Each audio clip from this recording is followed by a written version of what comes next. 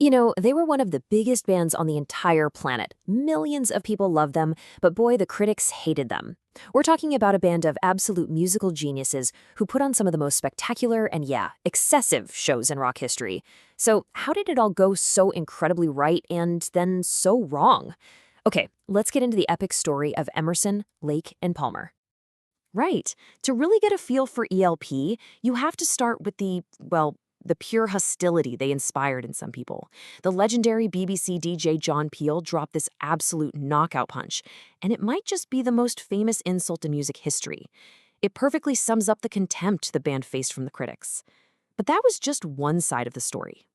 Then, there was the other side. 48 million. That's how many records they sold. So you've got to ask yourself, how can a band be both a tragic waste and a global phenomenon selling out stadiums? That whole contradiction, well, that is their story. Let's start right at the beginning. To understand just how huge their impact was, you've got to get what made them so different from the get-go. See, ELP wasn't just another band that got together in a garage.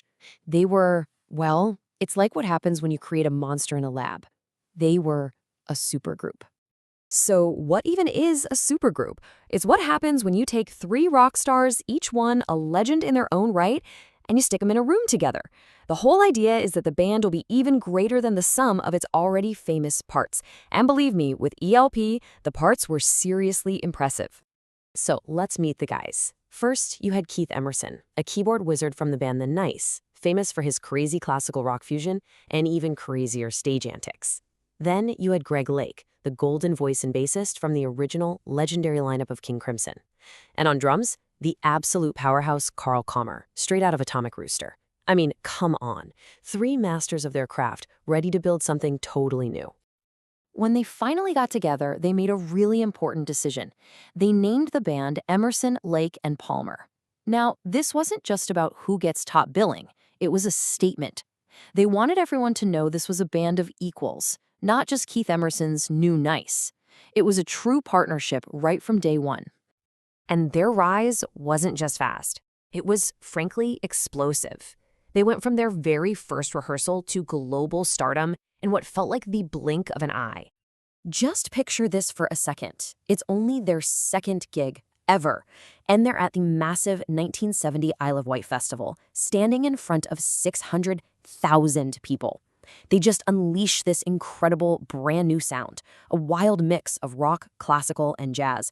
And then to top it all off, they end the set by firing actual cannons from the stage. No joke. The very next day, they were a global sensation. And they just rode that wave with this unbelievable burst of creativity. I mean, look at this run. In just 4 years, they dropped 5 absolute classic albums. They weren't just a band at this point. They were a creative force of nature, basically defining the sound of progressive rock as it was happening. And of course, with that much success, the shows had to match the hype. ELP didn't just play concerts. No. They staged these monumental events that became the stuff of rock and roll legend. Their live shows were pure, unadulterated theater. You had Keith Emerson playing a grand piano while it was spinning 30 feet in the air. Carl Palmer had this massive rotating drum platform. Oh, and Emerson famously used daggers, a gift from Lemmy of Motorhead, by the way, to hold down keys on his Hammond organ. They toured with almost 40 tons of gear. This was maximum rock and roll. Just look at the sheer scale of their ambition. Carl Palmer's setup wasn't just a drum kit. It was a fortress of percussion, complete with giant gongs and synthesizers. Everything about ELP was just bigger, louder, and way bolder than anything anyone had ever seen before. So here's the really crucial thing to understand about them. ELP took a genre that was known for this complex, music nerd, headphone listening vibe, and they dragged it kicking and screaming into the arena. They proved that this classically influenced rock could fill stadiums and compete with the absolute biggest acts on the planet. But you know, that kind of white-hot intensity, that level of pure excess, it just can't last forever. It's not sustainable. And after years of nonstop touring and recording, the pressure really began to take its toll. You can literally see the decline just by looking at these 2 albums, released only a year apart. On the left, you've got Works Volume 1 from '77. This is peak ambition, a massive double LP with a full orchestra, where each guy gets a whole side of vinyl for his own solo stuff. And then, on the right, you get Love Beach from '78. It was an album the band themselves admitted they only made to fulfill a contract. They hated the disco-style cover, they hated the title. The fire was definitely going out. And just like that, it was over. In 1979, with no big announcement, no grand farewell tour, one of the biggest bands in the world just stopped. The show that never ends had finally and quietly ended. So what did they leave behind? Well, their story didn't really end in 1979.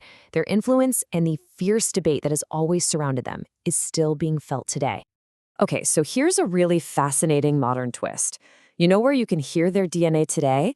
Their complex, classically inspired music became a massive influence on composers for legendary video game series like Final Fantasy. That huge, epic, orchestral sound you hear in so many games?